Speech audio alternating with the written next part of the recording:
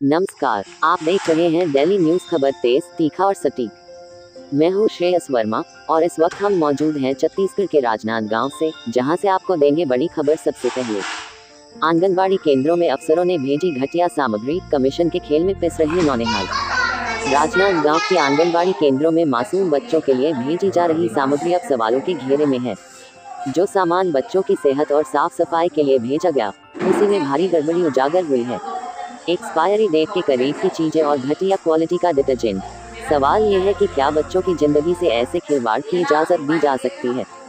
Anganwadi centre के भीतर के दृश्य, खराब क्वालिटी का सामान, डिटर्जेंट दिखाते हुए। राजनांदगांव के कई आंगनबाड़ी केंद्रों में जो सामग्री सप्लाई की गई है, उसकी एक्सपायरी डेट इसी महीने यानी मई 2025 है, जबकि नियमानुसार यह सामान कम से कम 1 साल तक उपयोग में लायक होना चाहिए। इसके बावजूद सप्लायर ने ऐसी सामग्री भेजी जो कुछ ही हफ्तों में एक्सपायर होने वाली है। सबसे हैरान करने वाली बात यह है कि जो डिटर्जेंट पाउडर भेजा गया है, उसमें न तो झाग है और न ही कोई सफाई करने की ताकत। यह इतना घटिया क्वालिटी का है कि शायद कोई अपने घर में भी इस्तेमाल ना करे। बच्चों के लिए साफ सफाई की प्राथमिकता सबसे ऊपर होनी चाहिए, लेकिन इस पूरे मामले में लापरवाही साफ झलकती है। जानकारी मिली है कि ये सप्लाई दुर्ग के एक ठेकेदार द्वारा की जा रही है, जो पूरे जिले की आंगनबाड़ियों को सामग्री सप्लाई करता है। हमें मीडिया के माध्यम से जानकारी मिली है, अगर जांच में सामान की गुणवत्ता में गड़बड़ी पाई गई, तो सप्लाई के खिलाफ कार्रवाई की जाएगी। अन्य समस्याओं को भी हल किया जाएगा। आश्चर्य की बात यह है कि महिला एवं बाल विकास विभाग के किसी अधिकारी ने अब तक मौके पर जाकर जांच नहीं की, जबकि आंगनबाड़ी केंद्रों में पहले भी भ्रष्टाचार की खबरें आती रही हैं। प्रशासन की चुप्पी कई सवाल खड़े कर रही है। क्या सप्लाई के साथ मिलीभगत है? क्या बच्चों की जान की कीमत पर खेला जा रहा है ये घोटाला? अब देखना यह है कि क्या इस बार प्रशासन नींद से जागेगा या फिर ये मामला भी फाइलों में दबकर रह जाएगा। 1. क्यों नहीं होती सप्लाई सामग्री की नियमित जांच? 2. महिला बाल विकास विभाग की भूमिका पर सवाल। 3. आंगनबाड़ी में बच्चों की सेहत से खिलवाड़ क्यों? 4. घटिया क्वालिटी के सप्लायर पर कब होगी कार्रवाई? 5. क्या इस घोटाले में बड़े अधिकारी शामिल?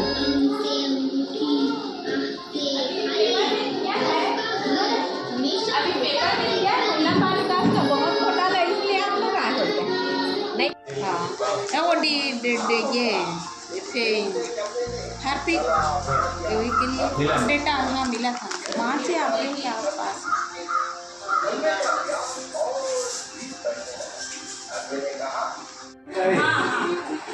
ये ना हर साल मिलता है ऐसी, हम लोग को एक बार मिलता है, फिर रोजा पूरेगा तब नहीं, फिर अपना उसे हम लोग करके लाते हैं सर। नहीं तो क्या मतलब देने का, ये पूरेगा भी नहीं आपको, दिमाग यूज नहीं कर सकते, इतना बेकार होता है, झाग नहीं होता। हाँ पूरा भूल जैसे होता है। चलो नहीं क्या है नहीं हो रही तो महिला बाल विकास में उतना राशि जाता है, हम लोग 80,000 देते हैं, जो भी होता है वहाँ से होता है। हम लोग क्या बच्चे काटने के लिए हाँ मिला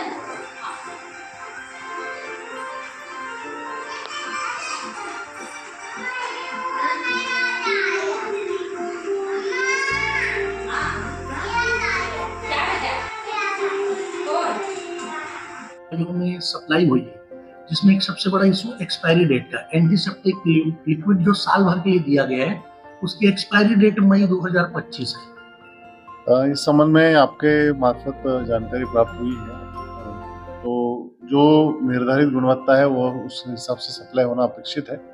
इसका परीक्षण किया जाएगा और डेफिनेटली अगर ऐसा किसी भी प्रकार से सप्लाई हुआ है तो उसका रिप्लेसमेंट भी किया जाएगा और करवाएगा।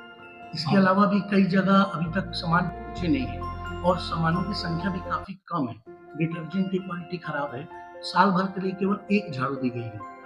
ये इस संबंध में मुझे अभी आपके माध्यम से ही जानकारी प्राप्त हुई है, तो जब तक पूरे विषय का पूर्ण परीक्षण नहीं किया जा सकता तब तक किसी भी प्रकार का कमेंट नहीं कर पाएंगे। लेकिन ये आश्वस्त करते हैं कि जो नियम है और जो गुणवत्ता है उसका अनुरूप करें। सर इसी तरह भवन भी जर्जर है, जैसे अभी बरसात आएगी तो सीपेज आता है, उसमें करंट बहुत आता है दीवारों में, मोतीपुर जो आंगनबाड़ी उसमें करंट आ जाता है, समय समय पे जो आवश्यक मरम्मत कार्य है उसके निर्देश शासन से भी है, जिला स्तर से जारी होते हैं। ग्राम पंचायतों में जो आंगनवाड़ी केंद्र है उसमें पंचायतों के माध्यम से और शहरों में निकाय या फिर विभाग के माध्यम से मरम्मत किया जाना आवश्यक है।